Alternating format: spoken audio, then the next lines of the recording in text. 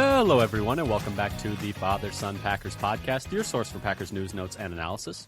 My name is Tommy, and I'm one of your hosts, and I'm joined, as always, by my co-host, my dad, Matt. Dad, how you doing? I'm doing all right. We're here for probably what's going to be a free-flowing episode. Yep. Free-flowing, maybe a little bit shorter than usual.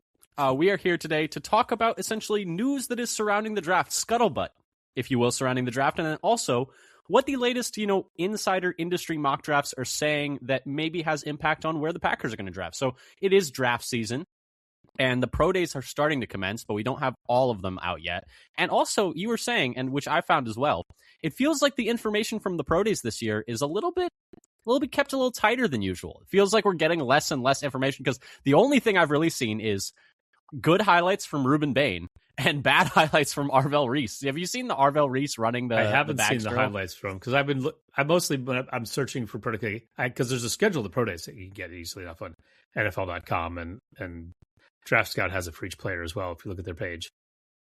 And it's, it happened 2 days ago. It happened 2 days ago. Where's the data? Where's the info? Where's the info? Where's the numbers? Info? I'm searching. So I search, whatever, or the school pro day.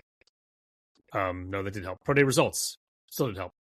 Pro day numbers, pro day 40, pro day 3-cone, pro day. Well, you're never going to find any 3-cones. I think, T minus, 2 or 3 years until they just don't have the agilities at the combine. I think we're getting, no one runs them anymore. Combine anymore?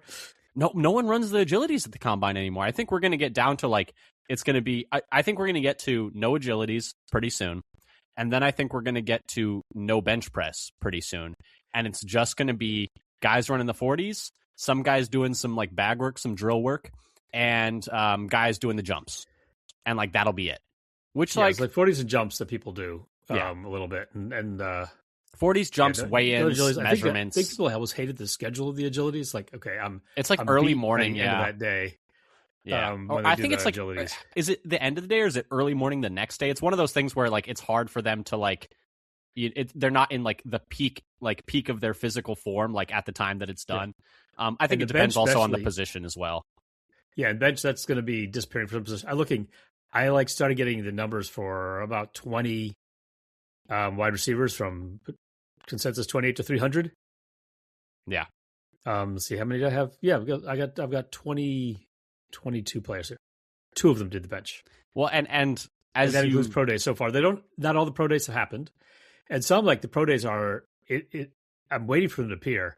And half of them when I go, it's behind a paywall. And I'm willing to bet twice what the paywall would cost. Yeah. That you go in there's still no numbers. Yeah. Well, and the thing is with some of these where they just don't do the testing, it's not missing at random. Sometimes there's something that's missing at random where sometimes it's missing at random where it's there's just, some people don't test. Here, it's they're missing a lot of times because the players are not going to do well at them. That's not missing at random. It gives you some information if they're not going to do it. Exactly, yes. When they don't test, it tells you something. People have done the tests, but it's taking a long time for the numbers actually to leak out. Which is weird because you'd think that most of the time, the agents of these players would want that information out expeditiously just to get more press, more buzz around their name. But yeah, it does seem like more than ever we're not getting much news out of these pro days. But anyway, so we're going to talk about I just wanted to say one more thing about that.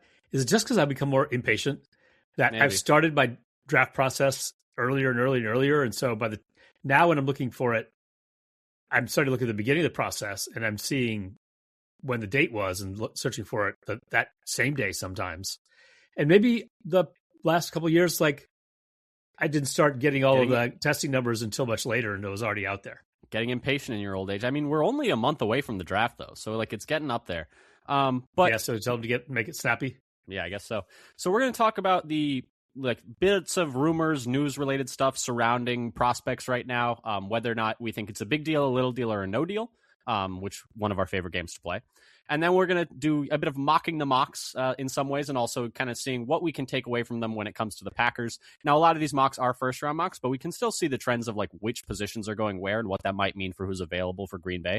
I think we're going to look at 5 different mocks. I think we're going to mainly look at Jeremiah's, Brugler's, Yates's, Kuipers, and those are going to be the ones I think we're going to focus on. And then we have a few others as well. Before we get to that, just a couple of pieces of news to touch on. And that is that there are a couple of visits that have been made public for the Packers so far. So top 30 visits are beginning to come out already. The two that we know about, and this is per Acme Packing Company. The first was Ted Hurst, wide receiver out of Georgia State. Consensus 86th on the big board, so like a third round pick probably. He's big, very athletic, 9.9 relative athletic score. Had a good amount of production, almost 2,000 yards the last 2 years at Georgia State. Didn't play at a very big school, didn't play against big time competition, but is a player that a lot of teams still have their eyes on as a top 100 player, very athletically gifted. Was also at the Senior Bowl. I don't remember. Do you remember him standing out at the Senior Bowl? I did not get a chance to go back and look at that. He didn't catch my eye very much. So, I mean, it could have been he had a fine Senior Bowl, but he didn't stand out to me in the 1v1s at least. And then the other player that the Packers had in for a visit is TJ Quinn, linebacker out of Louisville. He is not even ranked on the consensus big board, which goes to 500 players. So he's not even on that. But he's been at Louisville for a few years. Probably going to be either a 7th rounder or UDFA type guy. But he was also in for the Packers. I also could not find any testing for him yet. So that's another. Yeah, I searched for that as well. And they had they just had the pro day maybe 3 days ago for Louisville. Yeah, I mean, it is pro day season. So they're all either this week or last week or next week, I think. They're all around now. But yeah, I heard something. Yeah, so I'm not sure if he's going to have anything. Yeah, a bit of a squattier, more compact inside linebacker. Not the biggest guy. It's going to be Isaiah McDuffie. He reminds me a little bit of McDuffie, but not noticeably. His arms are not as noticeably small, I will say. So, and I think he's a little bit better in his back pedal than McDuffie, but not as good of a tackler. Ironically, even though his arms are longer. But anyway, so those are the two pieces of news. But should we get to some draft scuttlebutt, or do you have any thoughts on Hurst at all either, or any more thoughts on Quinn? Yeah, so Hurst, I had him winning just over 50% of his reps, 58%. It's okay. At the Senior Bowl. So solid. Yeah, not spectacular, but solid. I haven't gone to the trouble of doing this sort of meta-analysis. What the standard what the mean is, standard distribution, or what we should expect. Their success over, replacement, or over the rest. Yeah, how well that particular defensive back did against everybody else. But it's also nice to see how he, at least was able to be solid against higher level competition, because that's probably obviously the main question with him, given that he played at a smaller school. So good to see him at least show up a bit at the Senior Bowl. Let's start talking about some draft scuttlebutt, though, and talking about some news regarding some of these prospects. I'm going to ask you big deal, little deal, no deal. Also, side note, scuttlebutt, very fun word. Essentially, it just means rumor mill, or rumors.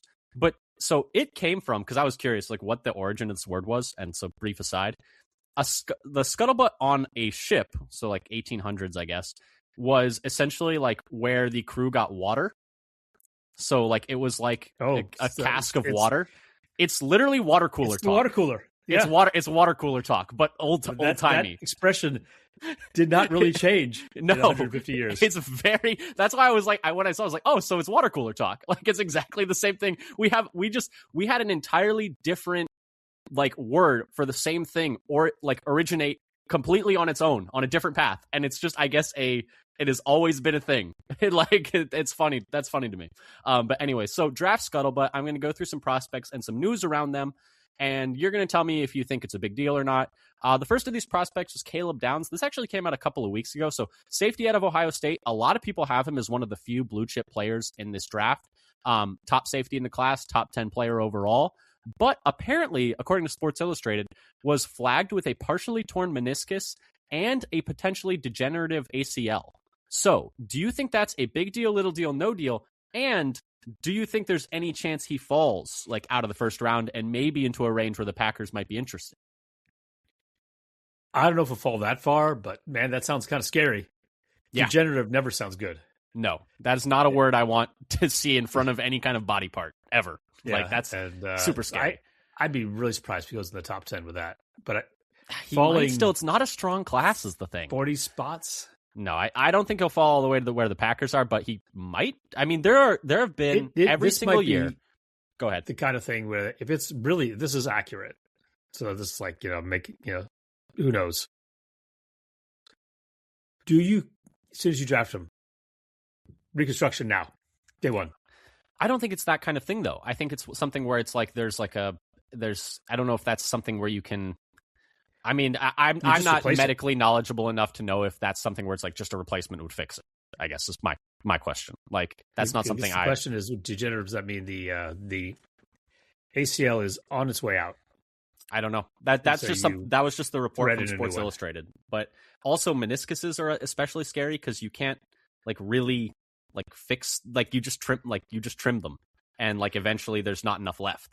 So well, you don't have to trim them. You can repair them, but the recovery is longer. And the repairs have at least you have to immobilize. They're when you repair a meniscus. And a lot of players do not come back. Players do not come back the same from meniscus repairs. It's an iffy one. That must be why I couldn't dunk after I had my ACL and meniscus repair. Yes. When I was, because you could definitely dunk beforehand. Yes, of course. Definitely. If I got a chance to jump off a wall. Yeah. If I didn't, which I used to do actually. It was maybe why I ended up. If I didn't throw my arm out, I would have gone to the league. If coach let me play. Coach all right. Play, right. The next one is Caleb Banks, defensive tackle out of Florida. This was more news around the combine, but I just kind of wanted to see what you thought about it. So he's the third defensive lineman in the class for a lot of people. 36th overall player on the consensus big board. The issue with him, though, is he has been dealing, and he's a big guy, so like a nose tackle, like D tackle type guy. He has been dealing with a foot injury so last year caused him to miss 9 games, and then night before the combine, he broke that foot, same foot he had been dealing with an injury with. And so a lot of teams are maybe getting a little bit scared off of him. He is a player, though, where, if he's 36th on the consensus big board and he's been dealing with this injury, there's a very real possibility he could be there at the Packers pick. Would you be interested? Because he is a very good player when he's healthy. He tested really well despite testing on a broken foot. So that there's some toughness there. I would say that's a testament to his toughness. But big guy, foot issues, a little bit scary. Big deal, little deal, no deal. And would you want the Packers to take a shot on him if he's available at their pick, given that he might fall because of that injury? At 52, you might take a flyer. Right? Like he's pretty good. He would be a first round pick if he was healthy. Or like probably would be a first round pick if he was healthy. I could sign up for that. Yeah. I mean, it's a little risky because we have 2 picks inside the top 100 and that's one of them, but it's a position of need. He's a very good player. I don't know. I would be scared, but I mean, sometimes, no risk it, no biscuit. Right. It might be worth the risk. I wouldn't do it for a first round pick. No. Yeah. 9.84 RAS. Yeah. So he's still tested out of this world. It's a crack on his 4th metatarsal of his left foot. So, I mean, and apparently he hurt it before the combine even and was still able to do all of that stuff and still able to move really well. 6'6", 327. They're saying he's going to be good to go by June.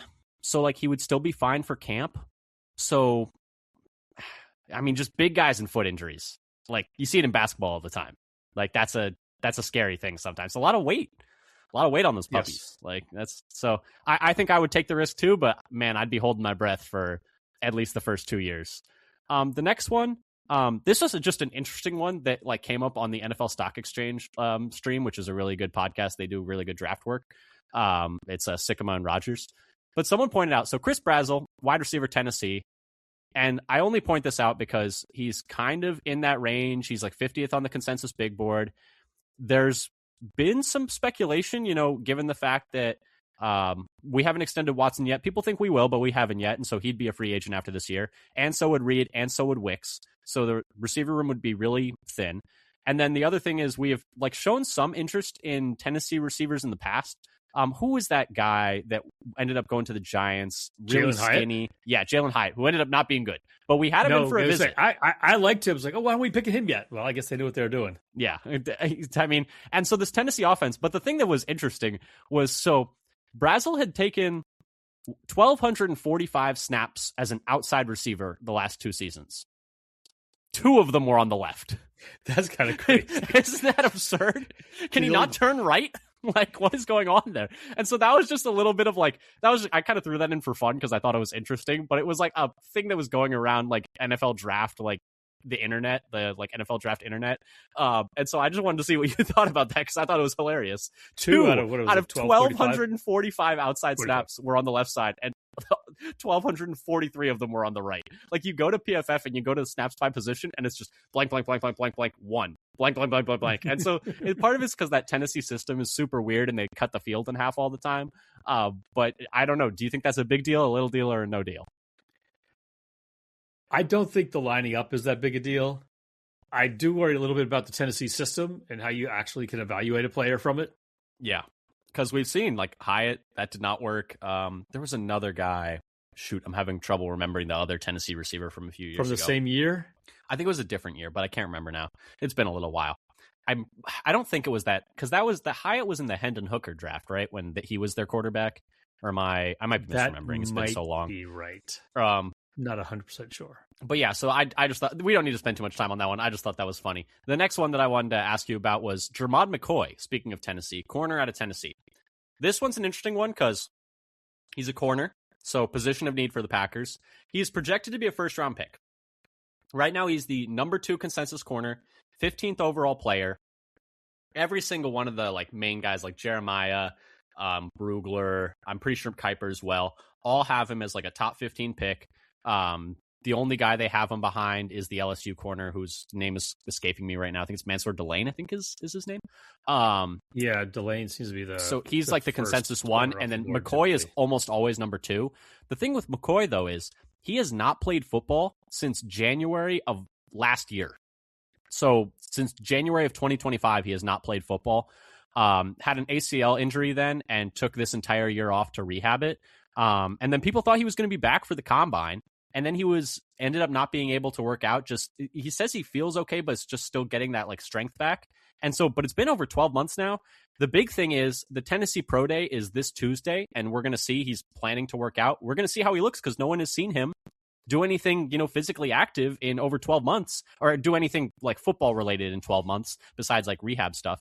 And so I don't know. So this is a guy where depending on how the Pro Day goes, like if the Pro Day goes poorly, so just a kind of bit of background on him, just to rewind, he was really good in 2024. Like some of the best corner tape in the nation in 2024. And that's why teams are still really high on him. But depending on how this Pro Day goes, he might start sliding a little bit. And if he starts sliding, I mean, we've seen, because it's interesting because he's still projected to be a top 15 pick. But then there were guys like Siobhan Revel. I think that was last year, right? Siobhan Revel. Last year, there were like 3 or 4 of the top corners had serious injuries they're coming off of. Well, that's why it's interesting because Revel had that ACL injury. I believe it was an ACL.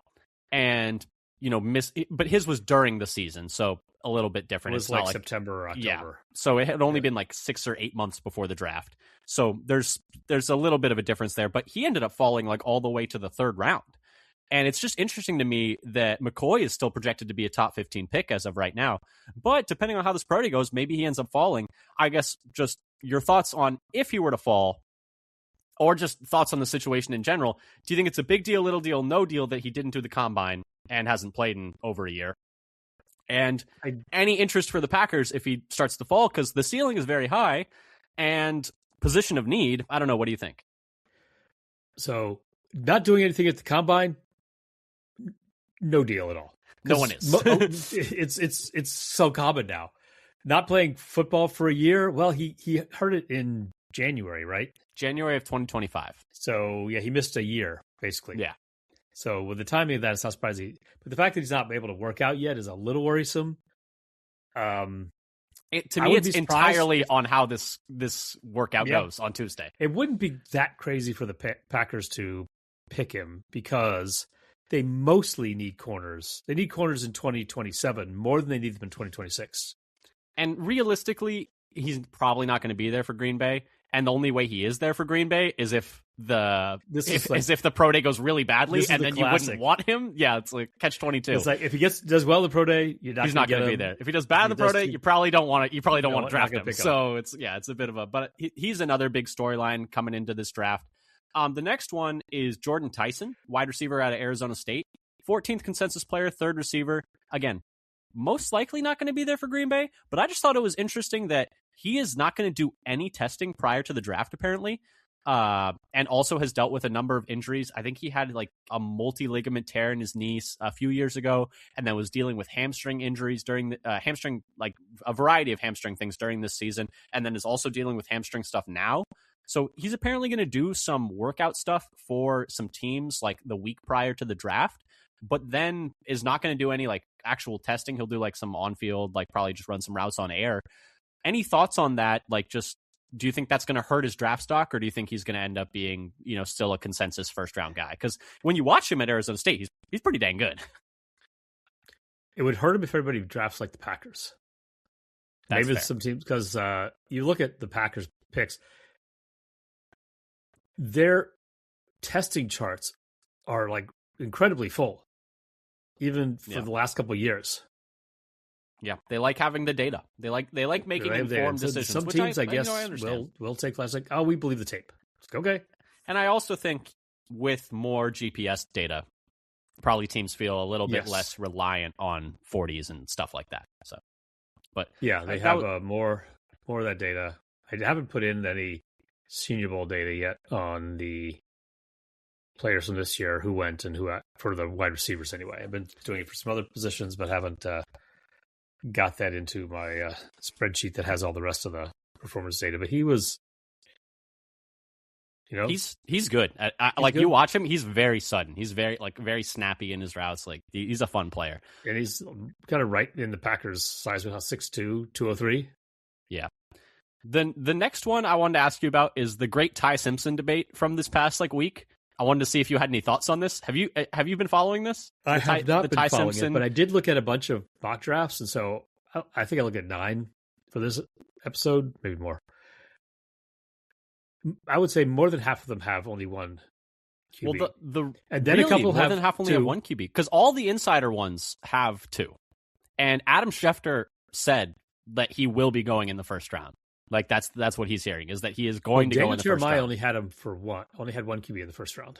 Okay, he ended up not having. Okay, interesting. Because the rest of them did. I did see. But I was going to say this. Like, so they all have like the 20s, and then one mock draft I saw had him pick 3rd. Yeah, well, that's what that's where the big discrepancy is coming, is because not the discrepancy, the big dialogue around this is because Dan Orlovsky said the other day that he thinks Ty Simpson is better than Fernando Mendoza. And so that's a hot take. Yeah, so that has been consensus. I can't believe you didn't see this. That has been everywhere this week, is just people arguing online about this because of this take that I think it was the McAfee show. He said that he thinks Ty Simpson's better than Fernando Mendoza. And so that has been just like a complete like firestorm, what show the entire week of people arguing online about this, almost entirely in bad faith. It has been a terrible set of discourse, but I wanted to see if you had any thoughts on it. But I don't know. In my opinion, I think Mendoza just is more physically talented. It doesn't really matter, but I think the reason it matters for the Packers is more just like, I think Ty Simpson, no matter what, is going to go before 50. So there will be 2 quarterbacks before the Packers pick. So it's not too big a deal, but more quarterbacks going before where the Packers pick in the second round is definitely a good thing, I would say. I know that's kind of the thing. We had like some years where we didn't want a quarterback, and if there were like 8 quarterbacks taken before the Packers pick, that's great. Well, we're going to talk about this in a second, but since we're talking about Ty Simpson, it's interesting to me that every single one of Field Yates, Jordan Reed, who also works at ESPN and does draft stuff for them, and Dane Brugler, all 3 of them have the Cardinals trading up for Ty Simpson. Which is like, it's interesting when you start to see the same thing in a lot of different places. That's usually what like perks my ears up for like, okay, what are they hearing? What are they hearing? Especially when it's from like Reed and Yates are both ESPN, but Brugler is at The Athletic, which is not affiliated with them. And so to see, it in multiple different spots, I don't know, just a little bit interesting. Maybe they're just connecting dots. It's just kind of like It's when everyone had, was it Savage mocked to us for like... Oh, no, I was thinking later. It's like, okay, the draft was coming up. Quay all Walker? Of a sudden, like a week before Quay Walker, a week before the draft. Quay Walker, like, yep. Are you crazy? We're not going to get a linebacker. But it's like, and then everyone's mocking Quay Walker to us, and it's like, okay, well, we're taking Quay Walker. There were a couple N'Kobe Deans. To be fair, mostly Quay Walker. To be fair, last year that player was Maxwell Hairston.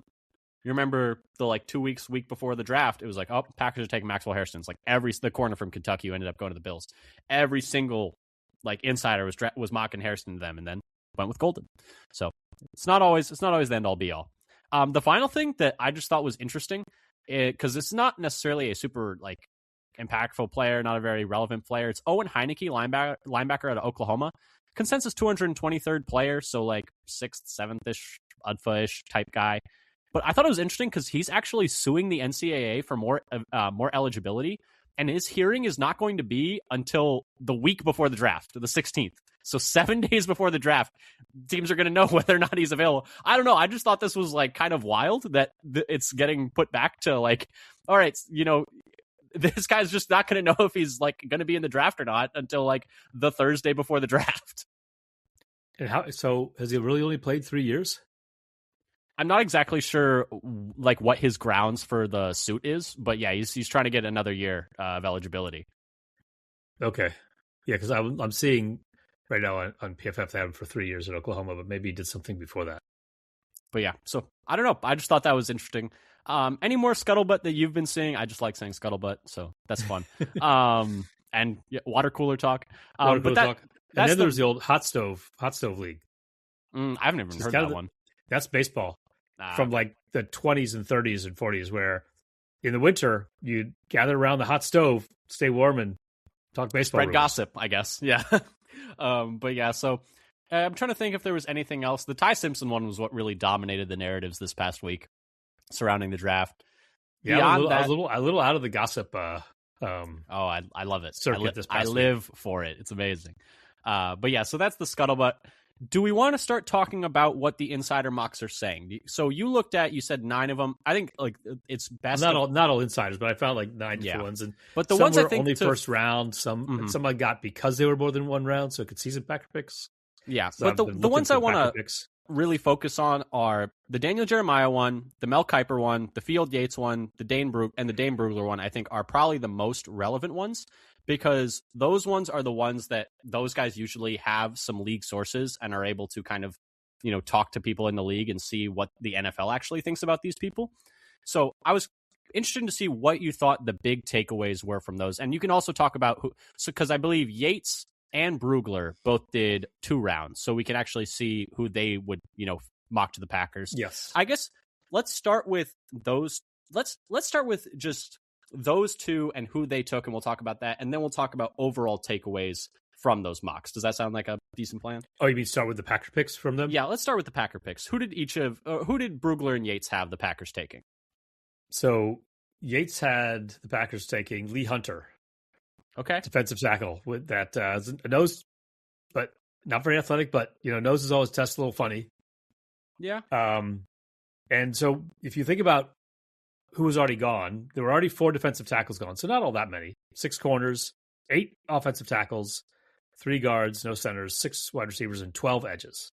Yeah, it's a pretty good edge class, but they are going a lot of them in the first round.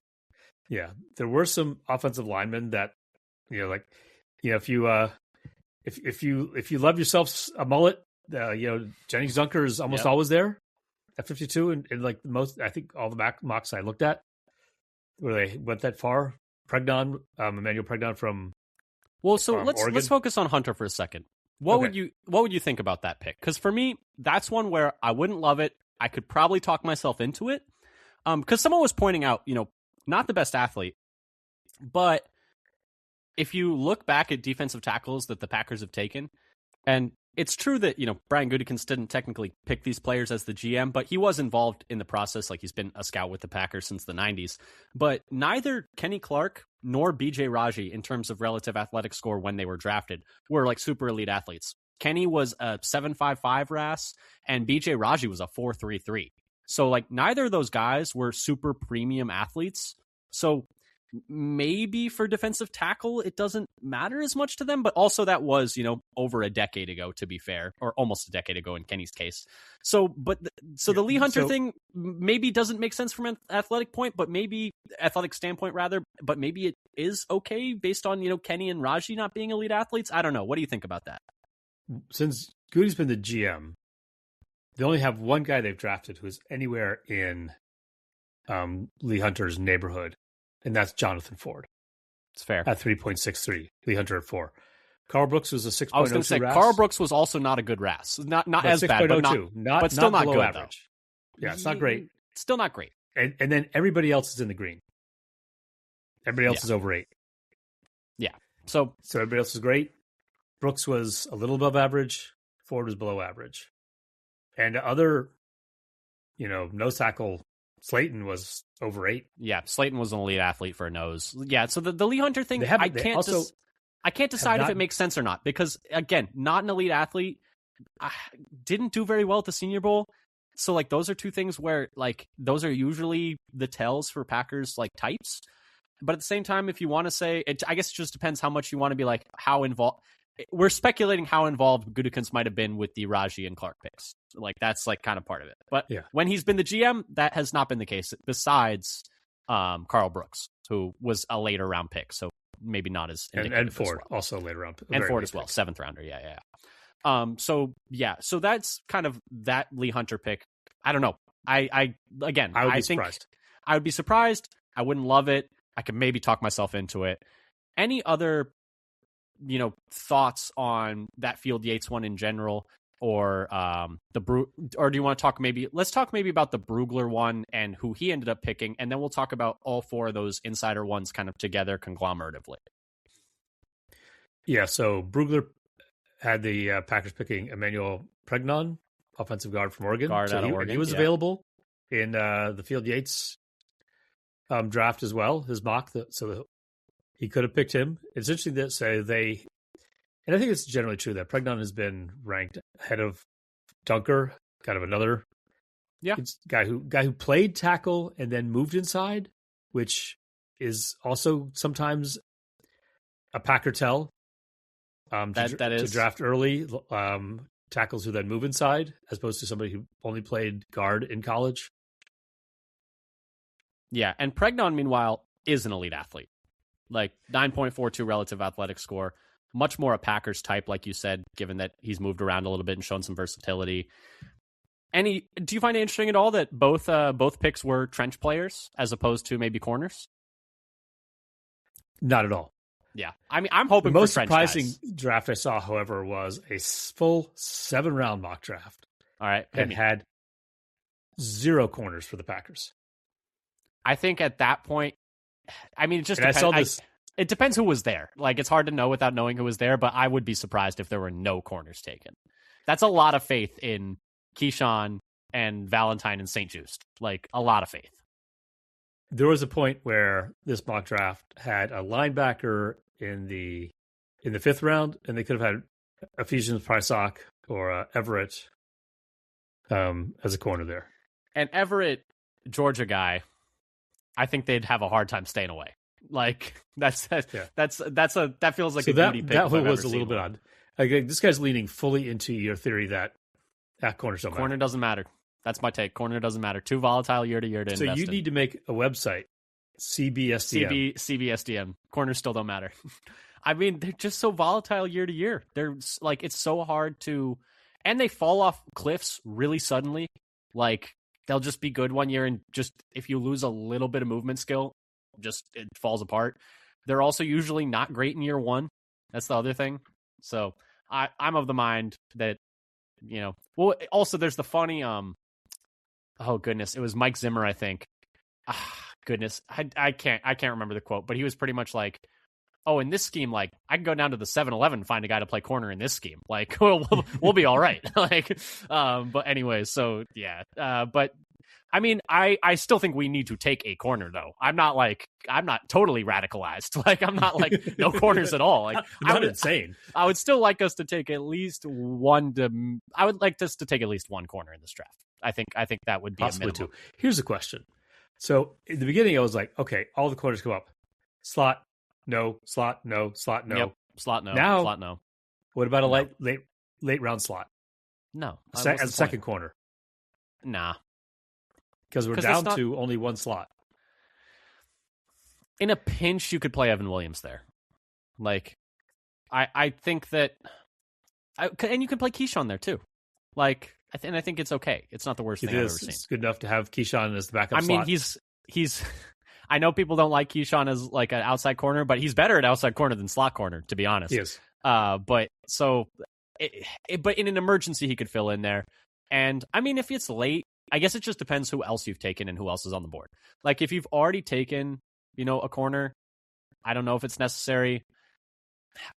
I think just find some guys in undrafted free agency. If you're looking for a backup nickel, like, I think you can find that in undrafted free agency.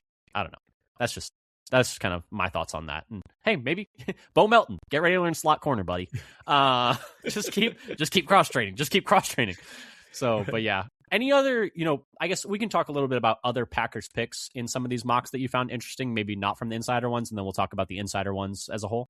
Any other like Packers, draft picks in some of these mocks that you found interesting or confusing, or maybe a little bit telling as to where the general NFL thought space is looking for Green Bay? Yes, I saw another pick on mock draft on NFL.com from Chad Reuter. Mm-hmm. It's a 4-round. He's been around a while. Yeah, so he had Grayson Halton at 52. That's another not super athletic D tackle. He was looking okay until he did the agilities. It's like, yeah, because he had to turn. I don't remember now what it was before, but I punched that number. It's like, ooh, that just dropped dramatically. Let's delete. I no longer have a record of. Well, here's go back and calculate it. Well, that's why. But this is why it's tough, because his RAS was good until he did the agilities. Are we going to punish him for not being scared to compete? Yeah, because his overall RAS, but he could have just not. He could have just not done them. Like, and people would have just been like, okay, but he was. Overall, but he competed. He competed. 8.37. I like Halton. I like him. Yeah. I think I like him more than Hunter. I think he's a good pass rushing interior defensive lineman. Right. So I was like, okay, this guy's a 3 tech. Not necessarily what we need. It's like another Wyatt. So he's a little bit on the smaller side. Yeah. And he had done like every test. Well, you can say good. You can say he's a 3 tech. It's not exactly what we need. I mean, we kind of need everything along the D line. It also depends. We don't really know where they're going to play Hargrave. We don't think they're going to play him at nose, but maybe they do. Maybe. I wouldn't think so on an odd front. That would be strange. He did do that last year, like with the Vikings. I don't know if he liked doing it. He didn't like it. He said they weren't using me right, basically. Yeah, so, I mean, I think that was more the style of how they were having him play and not having him play as penetrating. I think because he played some nose with Gannon. So I think if he has him play some nose, but just in a more penetrating style, I think that'll be okay. And I think he'll play some nose for the Packers. The question is just like, is he the starting nose? Which I think would not be ideal, because I think it's just like, it's using up too much of his energy to do that when you could just have a guy that's just big for, like, if Nazir Stackhouse develops, that would be such an amazing development for Green Bay. Like, if he was a startable player this year, that would be so fantastic, because that's exactly what we need. We need a real nose to be in between Wyatt and Hargrave while they rush upfield. Exactly. To wreck shop. Yeah. And maybe we need another edge. Who knows? But like we said, a lot of edges going. I would say about Halton is he actually moved pretty well in the Senior Bowl. Yes. His max acceleration, I think it was acceleration, not deceleration, was in like the top 20th percentile. Yeah. So the thing is, we know he's a good linear athlete. The problem was he couldn't turn. But hey, maybe that doesn't matter. Who needs to turn? Just rush upfield. just get upfield quickly. Because he does look explosive when you watch him rush the passer. So that's not the problem. That's true. But his anyway. acceleration. His deceleration was not as good as his acceleration. Well, he can't turn. So I don't know what you want me to tell you. It's all right. Don't slow down. That's fine. But the other thing is another defensive tackle. So we've got three trench guys and one offensive lineman and 2 defensive linemen so far in the second round. And then who else did I get with some second round picks? Yeah, it's for not a lot of corner thoughts in terms of what people have been making picks for Green Bay. So that's something interesting. Chase Basantis, another guard. Yep, guard, another trench player.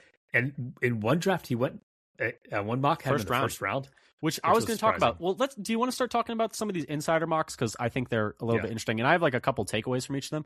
So let's talk a little bit specifically about the Jeremiah, the Kuiper, the Yates, and the Brugler mocks, which I think are all the people who are the most plugged in the industry. I thought there was a lot of interesting stuff in there. I have like a little bit of like a few notes for each of them, that like players that I found, like way higher than consensus, because most of these are just first round mocks except for the Yates one and the Brugler one, which are both 2. But Jeremiah and Kuiper are both only 1 round.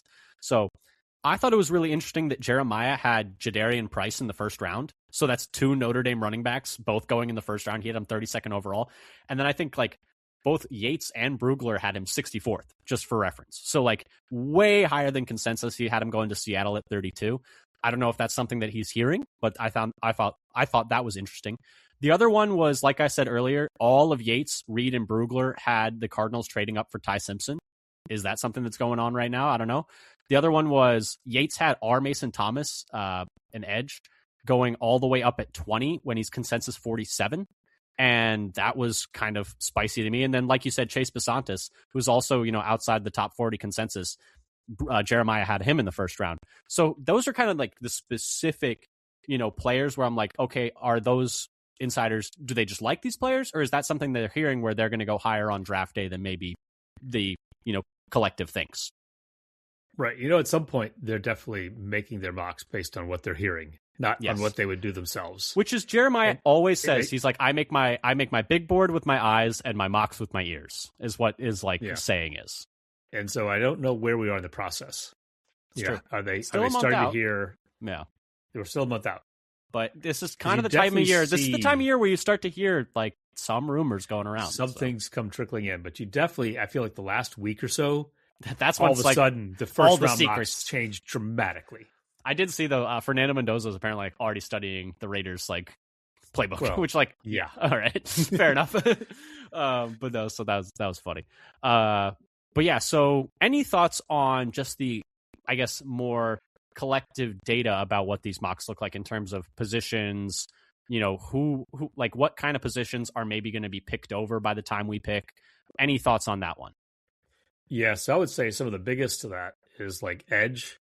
You have, anywhere from 5 to 9 edges going in the first round in some of these mocks.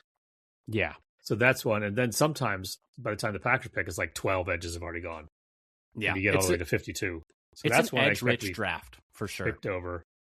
Offensive tackles are another one that's going heavy in the first round between, 5 and 7 players. And wide receivers, 4 to 6 players. Yeah, which, the tackles thing, I mean, we need interior more than we need tackles. So maybe that's not the worst thing.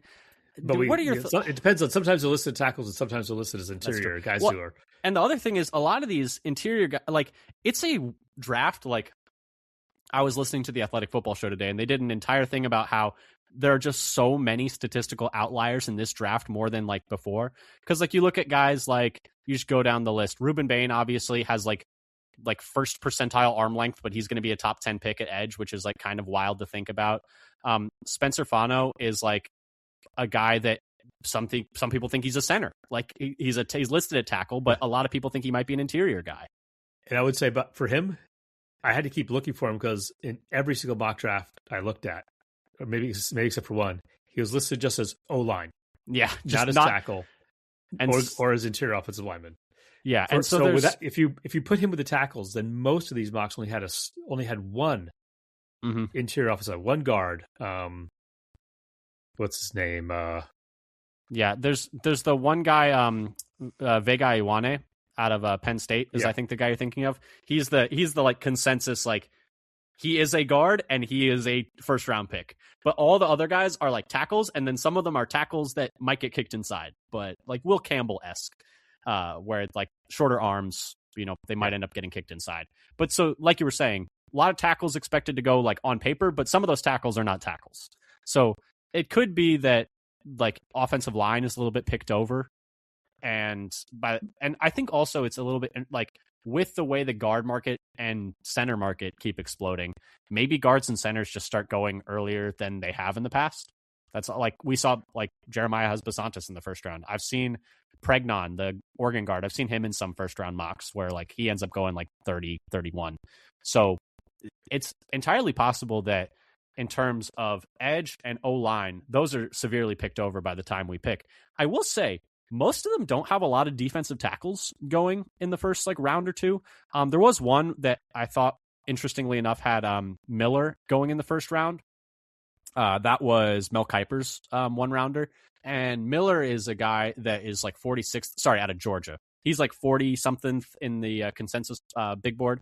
So he was first in the first round in Kiper's draft. So that one, maybe in that scenario, there are fewer defensive tackles available. But I think for the most part, it seemed like defensive tackle should be pretty available for where Green Bay is picking. And so kind of my main takeaway from looking at all these insider mocks, just to like, if I had one big takeaway, was defensive tackle, you should have your pick at like the 5th or 6th guy amongst defensive tackles at that spot, I think.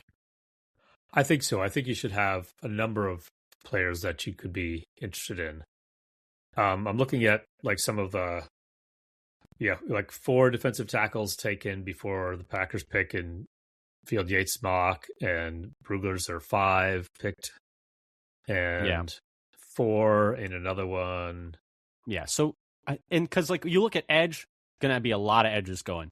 You look at O-line, it seems like there's going to be a lot of tackles, but I think some of those guards are going to get pushed up a little bit. Defensive tackle, more and more to me, seems like where there should be some value at Green Bay's pick is kind of my big takeaway, like I said, from these insiders. Did you have anything else that like stood out to you from looking at like those insider mocks in particular? Well, yeah, some of it is there's only going to be like 1 or 2, I guess maybe 2 QBs with the hot stove water scuttle discussions. There's no chance. Well, never say never, but I think there's almost 0% chance that more than 2 quarterbacks go before Green Bay picks. Yeah. That would be shocking to me. But some positions are going to have very few, like two QBs, 1 guard, 1 maybe 2 running backs, 1 tight end. I still think the guards are going to 1 linebacker. I still think the guards are going to go a little earlier than people think, but I don't know. That's just me. It seems like there might be a little run of them at the beginning of the second round. Maybe a couple at the end. And like you said, we'll still be able to get a good interior offensive lineman. That's fair in round 2. Yeah, but I think with guard and linebacker as well is another one where position designation is a little bit iffy because like some people have Arvell Reese as a linebacker. They don't think of him as an edge. Yeah, so, I counted him as an edge in every one of these. I think when I summed him up. The majority of people have him as an edge, but there's like a negligible group of people who like have him as a linebacker. So most sites in the mock drafts list him as, linebacker slash edge. Yeah, which another it's a weird draft. It's a very weird draft. Any final takeaways, thoughts that you wanted to touch on here? So thinking about like players that we might be interested in, I don't know if I found a single mock draft where Chris Johnson lasted until 52. Yeah. No, I don't think I ever saw him in the first round. He gets like he's getting buzz in like the internet circles like about 38. maybe being but he's getting buzz in internet circles about like, ooh, could he get to the first round? But I haven't seen a single mock with him in the first round yet. Not yet, yeah. So mostly is like 38, 40, but a dozen picks or so before the Packers go. So he'd be one of my favorites. If we get him that early, I'd be picking right away. There are a number of offensive linemen I like, and I don't actually have that many I've marked as like fully green prospects, and some of them are much, much later in terms of their athletic profile. Yeah. But I think there are some guys who are expected to go round 2 that I think we could get who have played well and tested well. And most of those guys are like tackles converting to guards. And the insiders seem to think we're going to be taking a trench player at least a month out, which I would be. And so watch us take a linebacker. But anyway, so let's start with round 2 linebacker, round 3 running back, round 4 tight end, round 2 running back, round 3 fullback. again. One of my favorite pranks that's ever been played on me. Yes. There is a fullback who tested very well. The Navy guy, right? Navy. Yeah.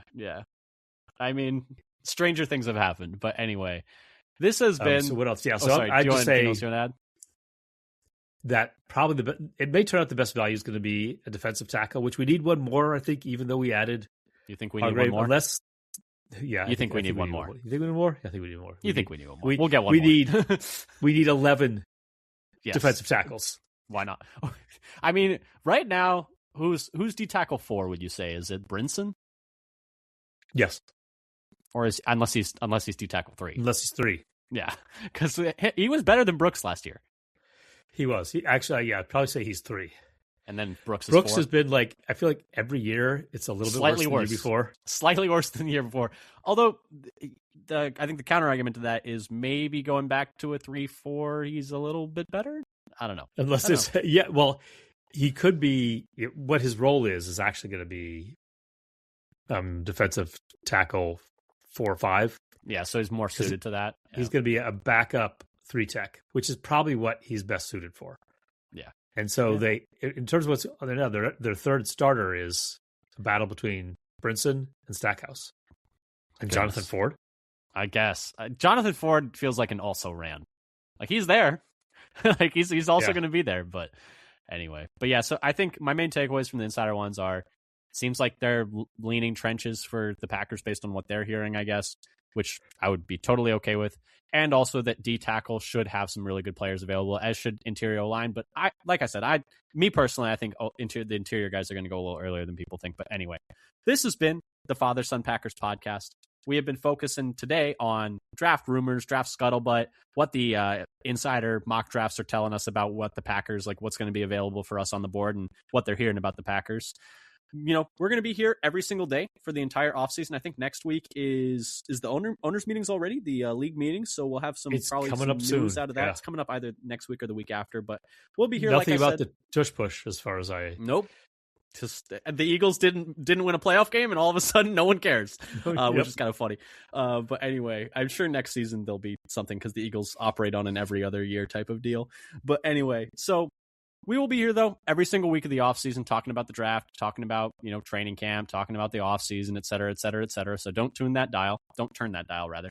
If you like what you hear, I forgot to say this at the beginning, totally forgot doing the pitch, but subscribe, Apple, Spotify, YouTube, leave a review, leave a comment, leave a like, tell a friend, tell a stranger. Follow us on Blue Sky at Father Son Packer for updates on Packers-related news, so keep your eyes tuned there. But once again, thank you for listening, and until next time, go Pack Go. Go Pack Go.